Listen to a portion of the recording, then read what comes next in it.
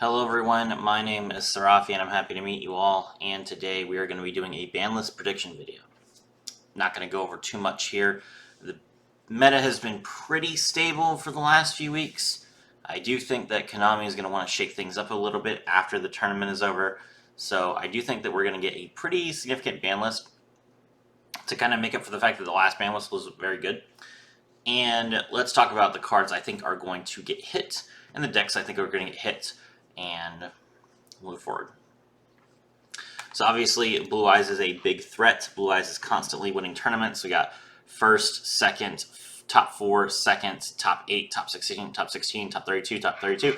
Like, Blue Eyes just is placing all over the place. It's a deck that's very consistent, very powerful, and people just don't have any problems winning with it right now. And so for Blue Eyes, I do think that Dragon Spirit of White is like the big target. This card is just too powerful. It gives you so much versatility. Basically, most decks will try and answer Blue Eyes, or any deck really, with back row, especially if they're going first. And Dragon Spirit of White is a searchable MST that also is a normal summon that gives you access to Successor Soul and other things like that. So it makes your deck more consistent, and it also protects your board. And if your opponent tries to remove your cards, then you can just tribute them in order to special summon a Blue Eyes from hand. So this card is just overall a very, very powerful option. And I think they're just going to put Dragon Spirit of White to 3. Although, you know, that the idea there would be to make that so that people can't play Compulsory Evacuation Device. But this particular list is not even playing Compulse. Interesting. Let's see. Let's take a look at what people are playing these days. This list also called Compulse. Or, I mean, Crackdown, that's what I meant, obviously. It's 2 AM, guys. Cut me some slack. Alright, so this deck is playing Crackdown. Okay. Alright, so a lot of decks have been playing Crackdown, but not every deck. So maybe it's a two-pronged approach. Maybe you limit Crackdown, and then you could also potentially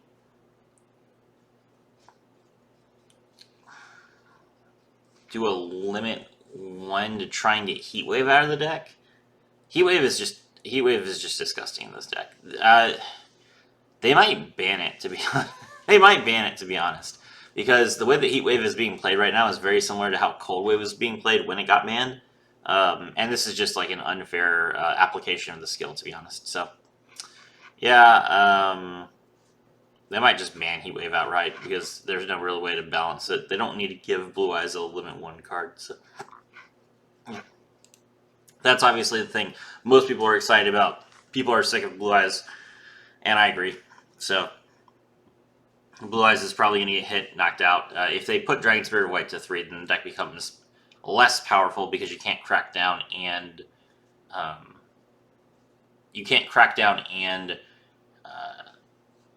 do the thing that Successor Soul. You can still Successor Soul, but you actually have to pay your own cards to do so, and that's just going to make the deck powerful but not unfair like it is right now. So I think that's a good change. Shiranui is another deck that I am excited to just see get out of here. Even though Shiranui has gotten limited repeatedly, the deck is just so toxic, and I'm sick of seeing it. I'm sure everyone else is sick of seeing it. So I say that they just go ahead and kill the deck outright by putting Samsara to 1. Samsara to 1, leave Spirit Master at 1, deck is dead. Easy. They will go ahead and do. They could go ahead and do that. They could put Mizuki to 3, but I don't think they want to do that. There are still other zombie decks they probably want to release this year to capitalize on the fact that Mizuki is finally in the game. So they'll probably leave Mizuki alone, even though they really shouldn't. The card is very, very powerful because it's not once per turn. But yeah, leave Mizuki alone, I'm guessing, and then just put Samsara to 1, leave Spirit Master at 1, kills the deck outright. And that's fine. Shiranui has been a thing since December, so it deserves to get killed. Performage. Performage is a deck that is entirely carried by the skill. It is disgusting. I don't think that the deck gets hit. I think that the skill gets hit. And the skill, probably they will change. They should change the skill to say that it affects only an Xyz monster as opposed to any monster.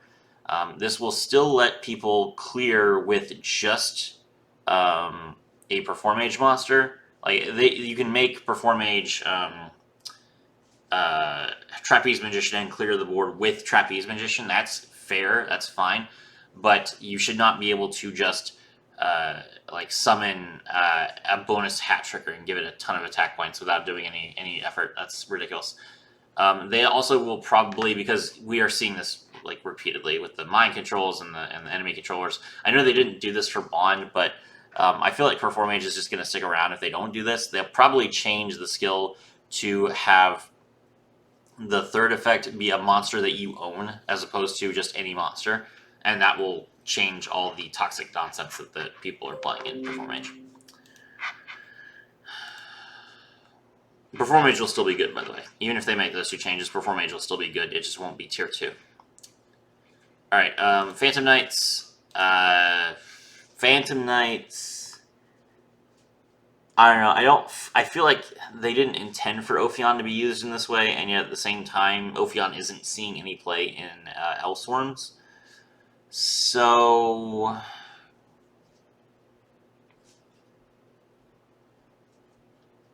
what's the best thing they could do here?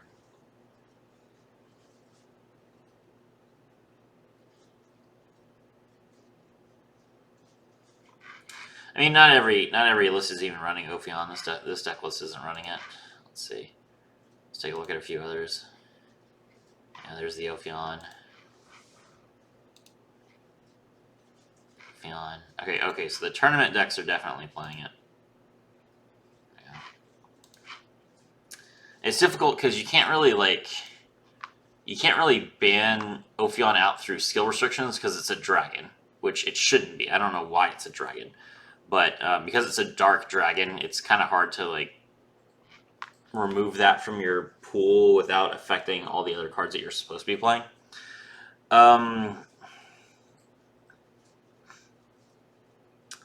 So I think that the best thing they can probably do would be to... They really don't want to limit one anything because they want Phantom Knights to keep playing Rhoda. That was the point of unlimiting the Rank Up Magic launch to begin with. But it might be necessary.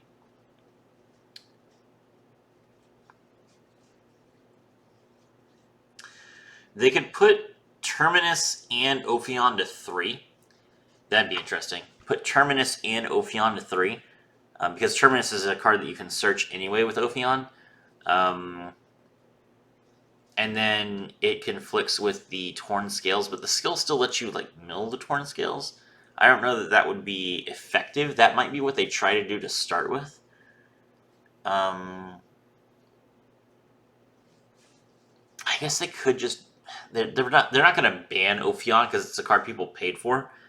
They need to do something, though. The rest of the deck is fine. The rest of the deck is completely fine. Maybe they'll change Raiders Rebellion to, instead of you can only activate one Xyz monster effect during your opponent's turn, it's you can only activate one card during your opponent's turns.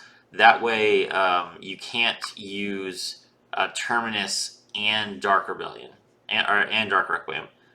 That might be a little bit better.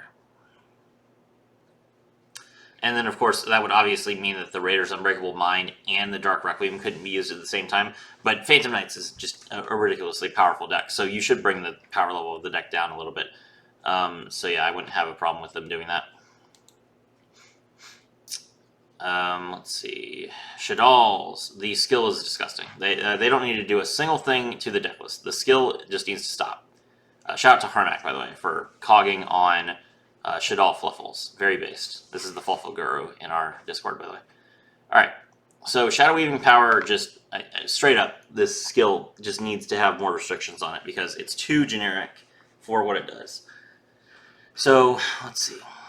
They should just change it to the both effects can only be used once per duel, or both effects can only be used if all monsters in your deck are Shaddolls or Spellcasters. Just change it so that it stops being an engine for other decks. because it's done. And then if they want to make Shaddolls more open at some point, they can just print Shaddoll Fusion. We should not be in a situation where Shaddoll Fusion is skill locked forever. That's stupid, because the deck exists. The cards exist. We should not have to play this one skill to play Shaddolls at all. So Shaddoll Fusion is too important for them to keep locked behind a skill forever. Schism, fine. They can leave Schism locked behind a wall.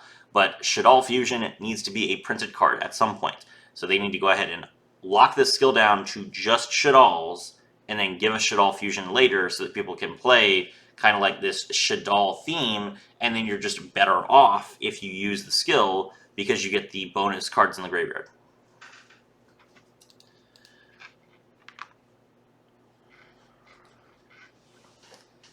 And then Sky Strikers. Sky Strikers aren't too annoying. The deck is definitely really difficult and frustrating to deal with, but I don't think that's a problem with Sky Strikers. I think it's a problem with how difficult it is for Duel Links to deal with Ray in particular. Ray isn't that big of a deal in the real game because you can just go into the main phase too, and you can remove whatever Link monster is summoned.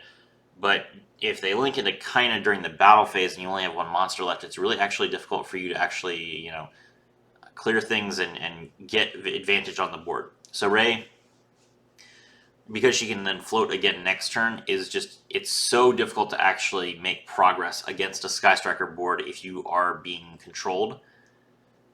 How do you deal with this? I don't think Sky Strikers needs to be hit. I think they need to print more options that will allow us to interact with Ray in a generic way. I know that we have DD Crow, and Crow is a card that, you can play 3 copies of if you want to deal with Sky Strikers. But they need something else. I'm not sure what. We already have Kurikara, for example, which could potentially... But Kurikara is it would be a card that you would play in main phase too. I'm not sure what card we need to deal with Ray in this particular meta, but I don't think that you can change anything about the deck, and it will... I mean, you could just... if you wanted to kill the deck, you could just put... you could just put multi-roll and area 0 to 3 each, and that would really hurt the deck a lot. Or you could put jamming waves to 2, like I said in the last video. That would really hurt the deck a lot. But I don't think that needs to happen. I just think that we need more ways to fight the deck fairly, because the floating effect of Ray is unintentionally really, really annoying in a game with no main phase 2. Let's see. Alright, that's it for the tiered decks. Now let's talk about the decks that are, doing well but are still new. So we got Agents, and Agents is crazy. Agents, got tops all day. They're doing really well. They get, triple Master Hyperion, triple Agent of Mystery Earth, triple Agent of Life Neptune, like a ridiculously expensive deck. Very, very powerful. The fact that Summon Breaker is just such an easy way for them to interact with the board is really, really difficult for people to deal with. Ancient Fairy Dragon, also a really annoying card. I don't know what you can do. You can't ban Ancient Fairy Dragon like you could in the TCG and the OCG because it's an anime card. It is Luna's ace monster. Luna is in the game. You cannot just ban her card. But AFD will continue to be an annoying card forever. You could definitely ban Summon Breaker, but then people will just switch it out for Necro Valley. And I don't think that Necro Valley is... because you can use Charles to, pop things. I don't think that Necro Valley is necessarily the answer that you're looking for. The Sky Surge Invincible negating spells is definitely annoying. I think it's a little bit too powerful, but I wouldn't say it's so overwhelmingly powerful. Drawing the Herald of the Green Light is absurd. That search is crazy.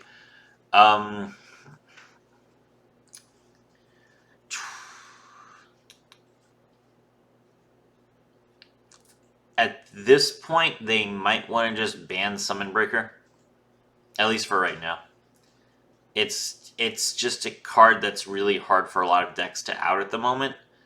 I don't necessarily think that it should stay on the ban list forever, but they might want to just go ahead and take it out of the game because too many decks keep finding ways to play it and abuse it. And just like Heatwave, it's just not a card that really belongs in meta. You could definitely play Floodgate cards, and Floodgate cards are fine, but it's frustrating for a lot of people, and you can ban Summon Breaker without affecting the agent's strategy. Agents can still play the game; they just can't lock you, and I think that's probably a safe change for them to make. Especially, they don't need to hit agents right now, but they can definitely make it less annoying. Just because they don't want their players to start quitting the game. You could also put Summon Breaker to 1, and then you couldn't play it with Hyperion. I don't know that would solve the problem forever, but it's definitely less disruptive, so that's an option. I don't think there's a problem with the skill. The skill's fine.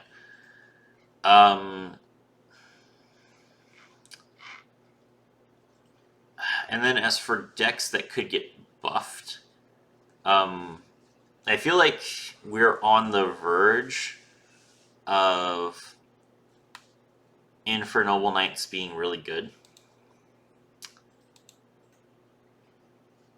I don't know what they need though. The deck is strong. It's really solid. But part of the issue I think is that it doesn't feel like you have space to run equip cards and monsters and back row.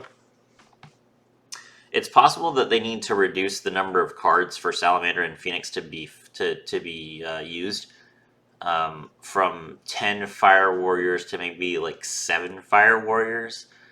That could potentially be a good thing, just to make it so that you can actually be more flexible with the interactions that you're playing. Because you want to play 3 copies of Heritage of the Chalice, and they want you to play 3 copies of Heritage of the Chalice. That's why they made it an ultra rare. But that means that you have less options for other cards. So if Heritage of the Chalice is basically like 3 more copies of a warrior in your deck, and you are required by the skill to just run 10 warriors, now you're playing 13 warriors, you only have so many other cards that could be good. So, yeah, I think that because they are requiring us to play this ultra rare to kind of, make our deck more consistent, they could reduce the cost of the skill to be, okay, you can play 3 copies of Heritage of the Chalice instead of the 3 monsters that you were playing.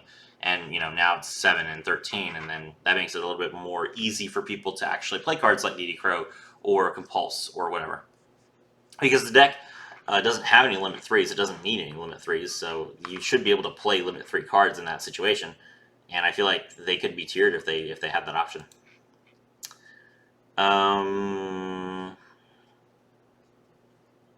That's probably all I want to talk about. There are a couple of other decks that are kind of on the cusp of being relevant, but I don't think any of them warrant buffing. I don't think any other decks need to get nerfed. So yeah, there you go there, guys. Those are my predictions. My name is Serafi, and I was thrilled to have all of you with me.